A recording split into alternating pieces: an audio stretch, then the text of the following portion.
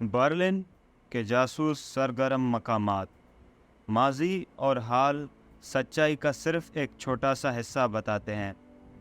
شہر کے تاریک دل میں اس سے بھی زیادہ سچائی ہے جو ان گنت جاسوس فلموں میں بتائی گئی ہیں۔ مغربی اور مشرقی خفیہ خدمات نے برلن میں اپنے ٹائٹنز کا تصادم شروع کیا، جہاں مخالف نظام سرد جنگ کے فرنٹ لائن سے ٹکرا گئے۔ سرد جنگ کے مرکز کردار برلن میں گھر گھر رہتے تھے۔ سوویت کے علم برداروں نے ایک پراسرار سننے والی سرنگ دریافت کی۔ یہ زیر زمین زمینہ مشرق اور مغرب کے درمیان سرد جنگ کا احساس تھا۔ کہا جاتا ہے کہ جاسوس برلن کے ہر کونے کونے پر چھپے ہوئے ہیں۔ دوسرے جنگ عظیم کے بعد سے لے کر 1989 میں دیوار برلن کے گرنے تک برلن خفیہ خدمات کے مرکز میں صف اول رہا ہے۔ سوال یہ ہے کہ لیکن کیوں؟ 1945 میں دوسرے جنگ عظیم ختم ہوئی اور شہر کھنڈرات میں پڑ گیا۔ جرمنی اپنے شروع کے کئی جنگ ہار گیا تھا۔ اتحادیوں برطانیہ، فرانس اور امریکہ نے روس کے ساتھ مل کر شہر کو نازی حکمرانی سے آزاد کرایا تھا۔ ہر ایک فاتحین کے لیے پوسٹڈیم معاہدے نے برلن کو 4 شعبوں میں تقسیم کیا، لیکن جلد ہی دشمنی شروع ہو گئی۔ سرد جنگ شروع ہو چکی تھی۔ مشرقی برلن سوویت حکمرانی کے تحت تھا، جبکہ باقی 3 شعبوں پر اتحادیوں کی حکومت تھی۔ 1949 میں 2 جرمنی بنائے گئے: وفاقی جمہوریہ ڈیموکریٹک ریپبلک جو 1955 میں نیٹو میں شامل ہو گیا، اور ریپبلک ڈیموکریٹک جو اسی سال ورسا معاہدے میں شامل ہوا۔ بریڈن وون کوسٹاکو کئی دہائیوں سے برلن اور اس کے جاسوسی پر تحقیق کر رہے ہیں اور کیپٹل آف اسپائز نامی کتاب کے شریک مصنف ہیں۔ یہ فرماتے ہیں کہ یہ وقفہ 1947 کے آس پاس آیا، جب یہ واضح تھا کہ قومیں مختلف سمتوں میں آگے بڑھ رہی تھیں۔ مغربی جرمنی اور مشرقی جرمنی سرد جنگ کا آغاز میں تھے، اور یہی وہ مقام ہے جہاں انٹیلیجنس جمع کرنے کا عمل زیادہ تیز ہونا شروع ہوا۔ مغربی برلن اب ایک جزیرہ تھا جو سوشلسٹ مشرقی جرمنی سے گھرا ہوا تھا۔ مشرقی اور مغربی طاقتیں سرحدوں پر ٹکرائیں، لیکن ان کے نمائندوں جاسوسوں کے لیے موزون شعبوں کے درمیان آزاد نقل و حرکت کی اجازت تھی۔ برلن واحد شہر تھا جہاں یہ صورتحال دیکھی جا سکتی تھی، اور ظاہر ہے اسے جغرافیائی سیاسی صورتحال نے چاروں انٹیلیجنس سروسز کے لیے بہت سارے امکانات پیش کیے تھے، اور اس لیے میں کہوں گا کہ برلن سرد جنگ کا دارالحکومت تھا۔ پینکاؤ برلن کے رقبے کے لحاظ سے سب سے زیادہ آبادی والا اور دوسرا سب سے بڑا انتظامی یونٹ ہے۔ پینکاؤ نے جرمنی کی تقسیم کو مضبوط کیا ایک دیوار کی شکل میں۔ 1961 میں سرد جنگ ڈرامائی طور پر گرم ہوئی۔ مشرقی جرمنی نے مشرقی اور مغربی برلن کے درمیان ایک دیوار تعمیر کی، اور اس طرح برلن 2 حصوں میں بٹ گیا، اور مشرقی جرمنی نے محافظوں کو حکم دیا کہ جو بھی بھاگنے کی کوشش کر رہا ہے اسے گولی مار دیں۔ چند سرحدی گزرگاہوں میں سے فریڈرچ سٹراسا ایک تھا۔ یہ وہ جگہ ہے جہاں امریکی جاسوس جوڑے جیفری اور بیٹریس شویٹز نے مغربی اور مشرقی برلن کے درمیان دیوار کو عبور کیا تھا۔ ریاستی سلامتی کی وزارت مشرقی جرمنی کی انٹیلیجنس سروس کے ساتھ ساتھ ملک کے خفیہ پولیس کے ارکان سے ملاقات کرنے کے لیے برسوں تک ملک کے سب سے بڑے جاسوس رہے۔ ایسٹ اور ویسٹ برلن کی جاسوسی کی جگہ فریڈرچ تھی۔ रियासती सिक्योरिटी निगरानी करती थी कि कौन मुल्क छोड़कर गया और किससे मुलाकात की। उनकी आंखें और कान तकरीबन हर जगह थी। फेडरिच स्टेशन बर्लिन के जासूस नेटवर्क के लिए एक सरगर्म मकाम था, जहां दोनों सिमतों में जासूसी के दरवाजे थे। स्टेट सिक्योरिटी 1950 में तश्कील दी गई थी और उसने मशरकी जर्मनों की निगरानी करते हुए गैर मुल्की जासूसी की थी। उसने मुखालिफिन को अगवा किया और इस तरह अपनी जेलें चलाईं। सिर्फ पहले 2 सालों में MFS के लिए तकरीबन 3000 लोगों की खिदमत हासिल की गईं और ये 1989 तक मुसलसल बढ़ता रहा। रियासती सिक्योरिटी की बरबरियत आज तक सिनेमा की तहरीक का ज़रिया बनी हुई है, जैसा कि कैलो में एक मज़ाहिया सीरीज़ जो थप्पड़ से जुड़ी हुई है। नॉर्मन स्ट्रीट, शेरों का अड्डा, स्टेट सिक्योरिटी के सदर का दफ्तर मशरकी बर्लिन में था, जो अब एक म्यूज़ियम हो चुका है। ये म्यूज़ियम आजकल सबके लिए खुला हुआ है, पर किसी ज़माने में यहाँ खुफिया डेटा इकट्ठा किया जाता था।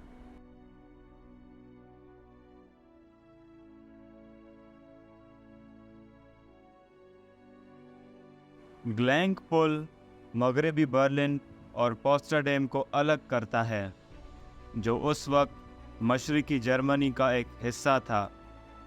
ये पुल एजेंटों के तबादले की अलामत बन गया था, जहाँ पे पकड़े गए जासूसों का तबादला किया जाता था। यहाँ हज़ारों फाइलें महफूज की गई थीं, जिनमें वो रिपोर्ट्स शामिल हैं जो श्वेट्ज़ ने चांसलर के दफ्तर से हासिल की थीं और साथ ही साथ उनके मुख्तलिफ ज़राए से दीगर मालूमात भी हासिल की थी। ये पुल बर्लिन में शायद सबसे ज़्यादा मुबलिगा आमेज़ जासूसी मकाम था।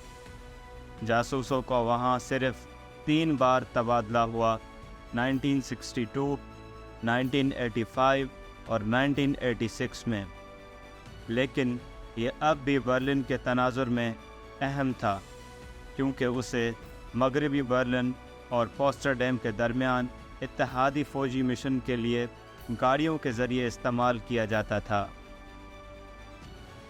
KGB उस वक्त सबसे अहम सोवियत इंटेलिजेंस थी, जो गैर मुल्की जासूसों और एजेंटों के ख़िलाफ़ जदोजहद, शहरियों की सियासी और मुआशी जराइम की पर्दापोशी और तहकीकात, रियासती सरहदों की हिफाजत और रियासती राज़ों का तहफ़्फ़ुज़ करना था।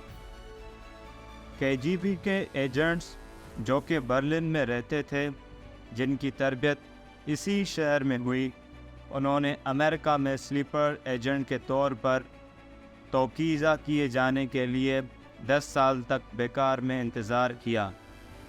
बर्लिन के मगरबी मसाफ़ात में एक पहाड़ी है जिसका नाम ट्यूफिल्सबर्ग है। ये जगह अमेरिकियों की अहम स्टेशन थी, जहां उन्होंने अपना टेलीग्राफिक सिस्टम इंस्टॉल किया हुआ था। पहाड़ी के किनारे जंगल था, जिसके थोड़े ही फासले पर बर्लिन नज़र आता था। आजकल ये जगह थोड़ी कमज़ोर हो चुकी है, लेकिन फिर भी अच्छी तरह महफूज है। वो यहाँ से पोलैंड तक रेडियो सिग्नल्स को रोक सकते थे, इसीलिए KGB और स्टेट सिक्योरिटी ने उसे संजीदगी से लिया हुआ था। वो बार बार वहाँ अपने जासूस नस्ब करते। उनके पास 3 शिफ्टें थीं। 8 घंटों के हिसाब से 1200 तक लोग थे, और वो लोग वारसा मुआहदे की रियासतों की गुफ्तगू सुनते थे। हर कोई जानता था कि यह जगह पूरी दुनिया के जासूसों के साथ रिंग रही है, लेकिन आम शहरियों ने अपने रोज़मर्रा की ज़िंदगी में कुछ भी महसूस नहीं किया। मगरबी बर्लिन में मैरिनफील्ड ट्रांजिट कैंप, ये वो जगह है जहां मशरकी जर्मन पनाहगज़ीरों को सबसे पहले रजिस्टर्ड किया जाता था और उन्हें वहां रखा जाता था। CIA और बरतानवी MI6 جیسے مغربی خفیہ انٹیلیجنس کی خدمات میرن فیلڈ میں سرگرم تھی۔ مغربی برلن آنے والے تمام مشرقی جرمن شہریوں کو سب سے پہلے میرن فیلڈ میں اندراج کرنا تھا، اور تینوں اتحادی طاقتوں کی انٹیلیجنس سروسز کے ذریعے پوچھ گاچھ داخلے کے عمل کا حصہ تھی۔ اس کا مقصد لوگوں کو اس بات پہ قائم کرنا تھا کہ اب وہ مشرقی جرمنی چھوڑنے کا فیصلہ کرنے کے بعد مغربی جرمنی کے لیے کام کر سکتے ہیں۔ برطانوی رائل ایئر فورس 1945 سے 90 کی دہائی کے اوائل تک یہاں تعینات رہی۔ جنگ کے بعد ہر قابض فوج کا اپنا ایک ایئر فیلڈ تھا۔ انگریزوں کے پاس ٹیم ہاف، امریکیوں کے پاس ٹیگل اور فرانسیسیوں کو بعد میں گیٹاؤ مل گیا، اور انگریزوں نے بنیادی طور پر ملٹری انٹیلیجنس کا استعمال کیا، جسے عرف عام میں جاسوسی کہا جاتا ہے۔ ہوائی اڈہ براہ راست مغربی برلن اور مشرقی جرمنی کے سرحد پر تھا، جس سے نہ صرف برطانوی مشرقی جرمنی کی جاسوسی کرتے، بلکہ مشرقی جرمنی کے سرحدی دستوں اور ریاستی سیکیورٹی کے ذریعے ہوائی اڈوں کی نگرانی کی جاتی تھی۔ امریکی اور برطانوی جاسوس خاص طور پر سرگرم تھے، لیکن جہاں جاسوس ہوتے ہیں وہاں دونوں طرف سے کام کرنے والے منعرف اور ڈبل ایجنٹ بھی ہوتے ہیں۔ جارج بلیک برطانیہ کے مشہور ڈبل ایجنٹ میں سے تھے۔ وہ ایک پراسرار سرنگ کی کہانی کے کلید تھے۔ الائیڈ میوزیم جنوبی برلن ضلع دیلم میں سابق امریکی فوجی ہیڈ کوارٹر کے قریب ہے۔ یہاں مشرقی زون کی حکومت اور روسیوں کی ٹیپ کی گئی کیبلز ہیں، جن کی گفتگو کے زیر زمین ہیڈ کوارٹر نے چالاکی سے ڈیزائن کیے گئے ریلوے اسٹیشن، پیمائشی آلات اور ایمپلیفائر کے ذریعے روکا ہوا تھا۔ ٹیلی فونک گفتگو کا انتظامیہ سوویت یونین کے فوجی کر رہے تھے، لیکن سرنگ شروع سے ہی پریشانی کا شکار تھی۔ KGB کو معلوم تھا کہ امریکی اور برطانوی ان کی بات سن رہے ہیں، اور اس کی وجہ یہ ہے کہ ایک برطانوی ڈبل ایجنٹ جارج بلیک نے بتایا کہ امریکی اور برطانوی مل کر یہ سرنگ بنا رہے ہیں۔ KGB کو ایک مسئلہ درپیش تھا، کیونکہ اگر سرنگ بہت جلد مل جاتی تو امریکیوں اور برطانیوں کو واضح طور پر اس بات کا علم ہو جاتا کہ وہاں ایک چھپا ہوا خلائی سوراخ ہے۔ سوویت یونین کو 6 ماہ بعد باضابطہ طور پر سرنگ مل گئی، جس پر آپریشن گولڈ ختم ہوا۔ جاسوسی سرنگ کی تصاویر دنیا بھر میں چلی گئی، اور ڈبل ایجنٹ جارج بلیک بعد میں مشرقی برلن کے راستے ماسکو فرار ہو گئے، جہاں اس کی موت 2020 میں ہوئی۔ بلیک یا شویٹز جیسے لوگ جاسوس کیوں بنتے ہیں؟ طاقت، پیسہ، آئیڈیلز یا کچھ اور؟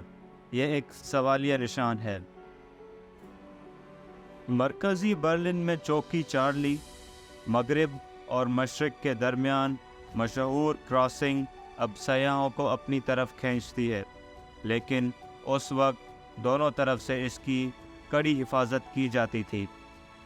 وہ اس بات کو یقین بنانا چاہتی تھی کہ کسی امریکی یا دوسرے مغربی اتحادی خطے سے کوئی بھی شخص مشرق جرمنی میں داخل نہ ہو جب وہ اندر جائے یا باہر نکلے۔ چیک پوائنٹ چارلی برلن کے مشہور ترین مقامات سے ایک ہے۔ یہاں بھی عالمی تاریخ 9 نومبر کو لکھی گئی تھی، جب دیوار برلن گر گئی اور سرد جنگ کا دور ختم ہوتے دکھائی دیا۔ لوہے کا پردہ ٹوٹ گیا اور شہر کو دوبارہ ایک دوسرے سے ملایا گیا، لیکن سب خوش نہیں تھے۔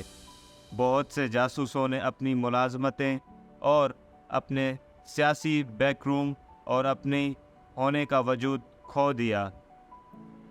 تھینکس امریکہ میں تھے جب انہیں معلوم ہوا کہ دیوار گر گئی ہے۔ KGB کے ایجنٹوں نے واپس آنے کا فیصلہ کیا ہے۔ جب وہ ماسکو سے واپس آئے تو انہوں نے انہیں جاری رکھنے پر قائل کرنے کی کوشش کی۔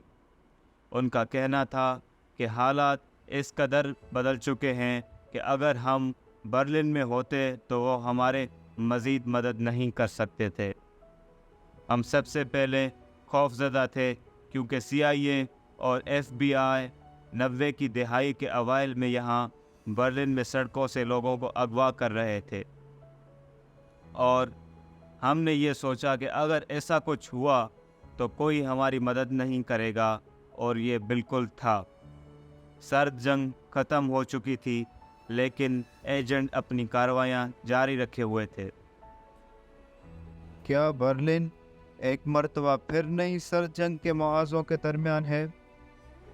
جی ہاں، اس کے کچھ مثال اس طرح ہے کہ 2021 میں ایک شخص برلن میں روسی سفارت خانے کی کھڑکی سے گر کر ہلاک ہو گیا۔ اس کی لاش جلد ہی غائب ہو گئی، ممکنہ طور پہ ماسکو واپس آ گئی ہوگی۔